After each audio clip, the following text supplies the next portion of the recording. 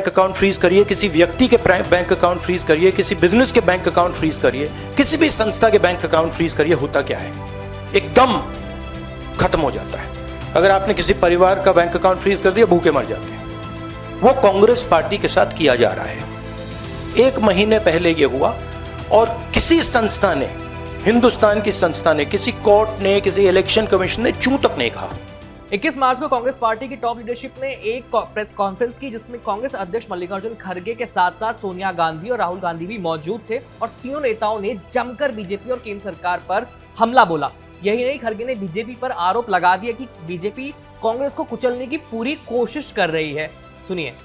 Supreme court ने जिस चुनावी चंदा बॉन्ड को इलीगल और अनकॉन्स्टिट्यूशनल कहा, उस स्कीम के तहत मौजूदा सत्ताधारी दल ने हजारों करोड़ रुपए से ज्यादा अपने अकाउंट में भर लिया है और दूसरी तरफ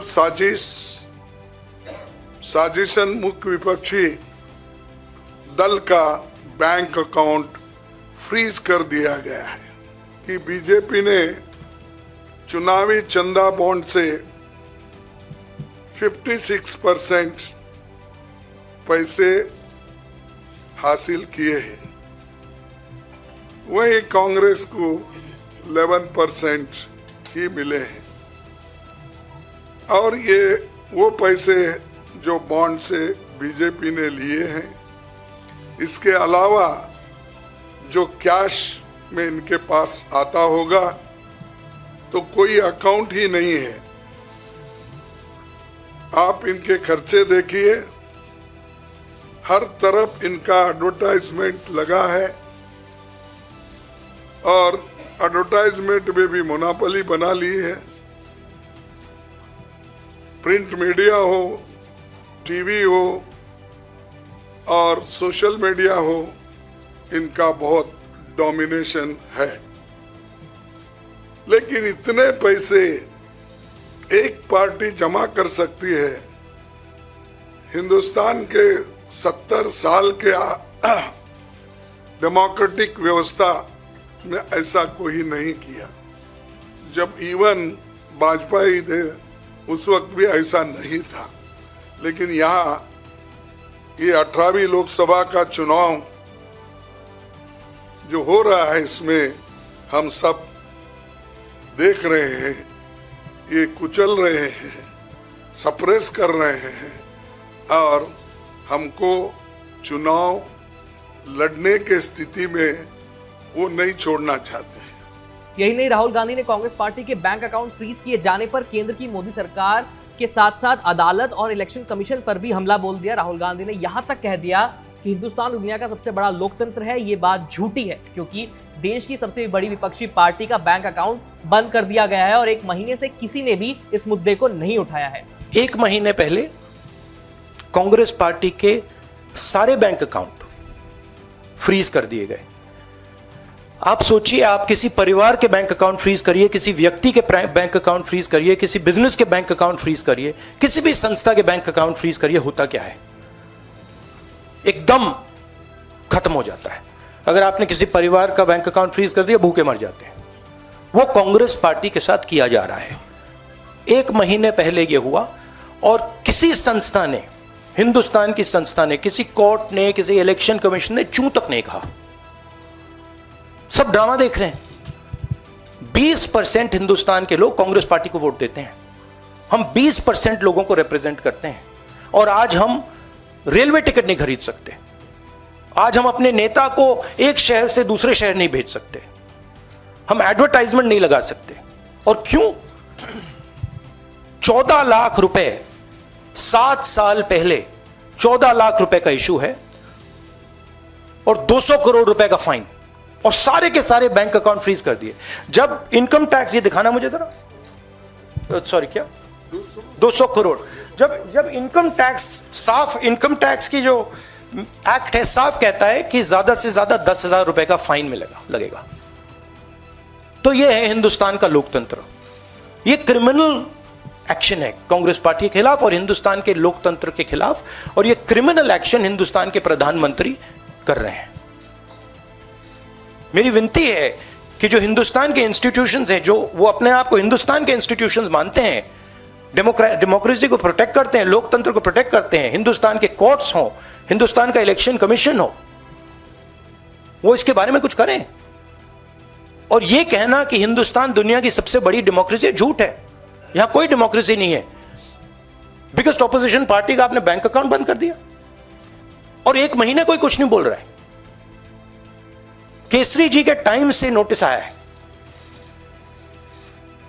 तो अजीब सी सिचुएशन है, सब लोग देख रहे हैं और हर संस्था मतलब का रोल है इसमें, कोर्ट्स का रोल है, इलेक्शन कमीशन का रोल है। यही नहीं, कांग्रेस की पूर्व अध्यक्ष सोनिया गांधी ने भी अंग्रेजी में दिए अपने भाषण में कहा कि इलेक्टोरल बॉन्ड के जरिए बीजेपी को ढेर सारा पैसा मिला है। वहीं दूसरी तरफ देश की सबसे बड़ी विपक्षी पार्टी कांग्रेस को एक एक पैसे के लिए मोहताज किया जा रहा है, वो भी लोकसभा चुनाव से पहले। इस प्रेस कॉन्फ्रेंस में जहां बीजेपी और केंद्र की मोदी सरकार पर कांग्रेस का शीर्ष नेतृत्व जमकर बरसा, वहीं कांग्रेस के कोषाध्यक्ष अजय माकन ने भी पूरे मामले को विस्तार से समझाया है। सुनिए उनकी बात। मैंने पिछले सप्ताह आप सब लोगों के सम्मुख मोतीलाल वोरा जी के समय 2017-18 के एक केस को लेकर के इनकम टैक्स डिपार्टमेंट ने 2017-18 के बेसिस के ऊपर 7 साल बाद में जाकर के हमारे बैंक के खाते अब जाकर के फ्रीज करे हैं, उसकी जानकारी दी।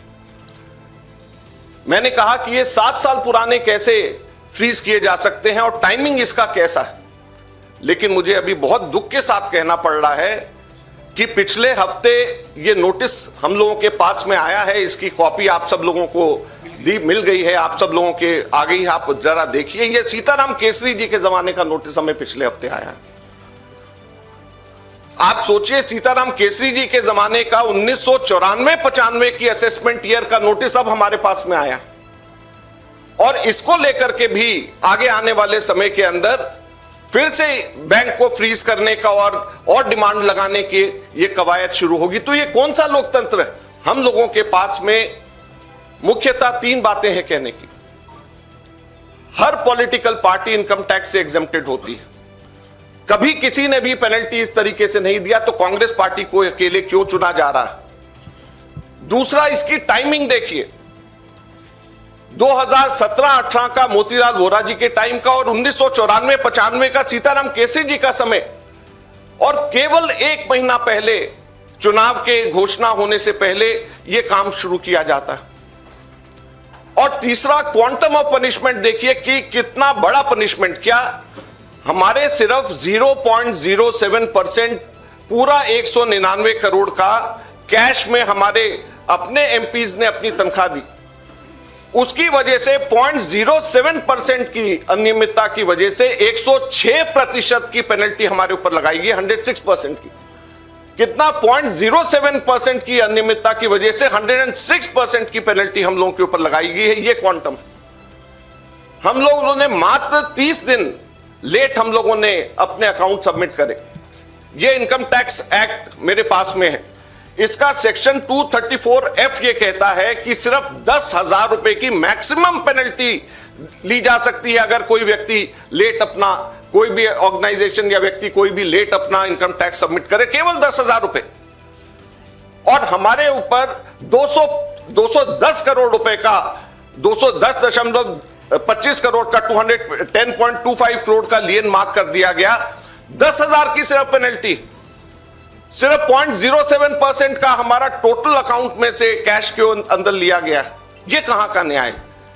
115 करोड़ रुपए फोर्सफुली हमारे बैंक अकाउंट से इनकम टैक्स ऑफिसर्स ने बैंक मैनेजर्स के पास में जाकर के सरकार को ट्रांसफर करा दिया गया। बता दें कि खबर लिखे जाने तक बीजेपी की तरफ से कांग्रेस के इन आरोपों पर कोई भी प्रतिक्रिया नहीं आई है। जैसे ही बीजेपी की तरफ से उस पर कुछ कहा जाएगा हम आपको जरूर बताएंगे। देखते रहिए एबीपी लाइव। मेरा नाम है आयुष। धन्यवाद।